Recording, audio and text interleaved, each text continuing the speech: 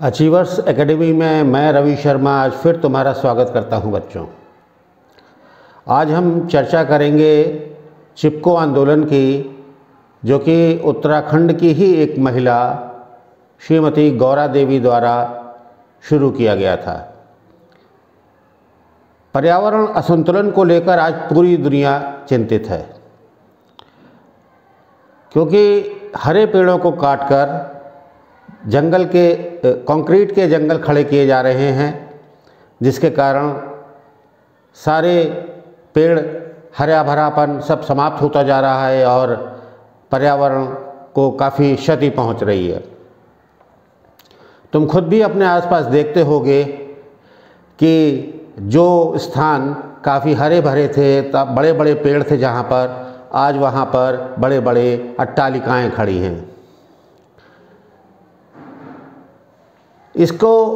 इसी पर्यावरण को बचाने के लिए जो पहला आंदोलन हुआ था वो 5 सितंबर 1730 को राजस्थान के अलवर से शुरू हुआ था, और इसका नेतृत्व भी एक महिला श्रीमती इमरती देवी ने किया था, और उसमें 363 लोगों ने अपनी बलि दी थी, अपना बलिदान दिया था। यानी कि आज से 200-250 साल पहले, बल्कि मैं कहूँ 300 साल पहले से ही हमारे देश में इसके प्रति, पर्यावरण के प्रति एक जागृति पैदा हो चुकी थी, और महिलाओं ने ही उसका नेतृत्व किया था, और सैकड़ों लोगं ने इसमें अपनी बलि दी थी। लेकिन हम आज इसके प्रति बेहद बेपरवाह हो चुके हैं, और इसी के कारण तुम देखते हो तमाम जो है नेचुरल कैलेमिटीज़ जो ये सब आ रही हैं, ये सब इसी के कारण आती हैं। इसको बचाने के लिए उत्तराखंड की एक महिला ने ही 26 मार्च 1974 को चिपको आंदोलन की शुरुआत की थी, और उसका नेतृत्व ग्राम रैणी की एक महिला श्रीमती गौरा देवी ने किया था। श्रीमती गौरा देवी का जन्म 1925 में जोशी मठ में हुआ था, जो कि उत्तराखंड के गढ़वाल में पड़ता है।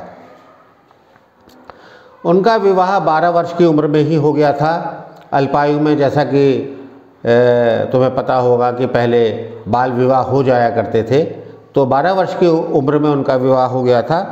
इस कारण उनकी कोई विद्यालयी शिक्षा नहीं हो पाई। वैसे भी पुराने समय में कन्याओं के शिक्षा के प्रति उनके अभिभावक ज़्यादा चिंतित नहीं रहते थे, बल्कि उनके विवाह के प्रति वो ज़्यादा चिंतित रहते थे। और फिर 22 वर्ष में ही उनके पति का निधन हो गया, लेकिन उन्होंने हिम्मत नहीं हारी और वो सकारात्मक कार्यों में लगी रहीं। 1973 में शासन ने जंगल काटकर राजस्व कमाने की योजना बनाई, और इसके तहत अंधाधुंध जंगलों का कटान शुरू हो गया। इसका जो सबसे बड़ा असर पड़ा वो पड़ा महिलाओं के ऊपर, क्योंकि जंगलों की घास और लकड़ियां धीरे धीरे कम होने लगी, जिस पर महिलाएं निर्भर रहती हैं। वो जाती हैं, घास काटती हैं, मवेशियों को खिलाती हैं, लकड़ी काट कर लाती हैं, उससे अपना घर का खाना बनाती हैं। ये सब चीज़ें कम होने लगी, और हिंसक पशु भी गाँवों में आने लगे, क्योंकि जब आदमी का दखल जंगल में होगा तो पशु फिर कहाँ जाएंगे, फिर वो गाँव में ही आएंगे। इसी दौरान महिला मंगल दल की अध्यक्ष हुआ करती थी गौरा देवी। जब उन्होंने देखा कि इस तरह से ये जंगलों का कटान शासन कर रहा है और इससे बहुत ज़्यादा क्षति हो रही है पर्यावरण की, तो उन्होंने आपस में चर्चा करके ये तय किया कि अब हमें किसी न किसी कीमत पर इसको बचाना होगा। और इसके बाद जो है 26 मार्च 1974 को ऋषि गंगा के पास देवदार के जंगल काटने के लिए तमाम मजदूर, ढेर सारे मजदूर बड़े बड़े आरे लेकर आ गए। बाई चांस उस दिन वो दिन था जब किसी एक कार्य के लिए गांव के सारे पुरुष, चमोली के सारे पुरुष शहर गए हुए थे। अब महिलाएं क्या करती, अब वो बिल्कुल अकेली पड़ गई, और उन्हें बड़े बड़े आरों से पेड़ों को काटने से बचाना था। तो उन्होंने आपस में निर्णय लिया कि अब जो है हर पेड़ को एक महिला, अपने 1 या 2 महिलाएं चिपट जाएंगी उससे, और उसको किसी भी हालत में तभी काटा जा सकेगा जब महिलाओं को क्षति पहुंचाई जाए। ठेकेदार ने महिलाओं को बहुत धमकाया और यहाँ तक कि उसने उनके सीने पर बंदूक भी तान दी, लेकिन महिलाओं ने कहा नहीं, तुम हमारी जान ले लो लेकिन हम पेड़ों को बचा कर ही रहेंगे। हार कर ठेकेदार वापस लौट गया।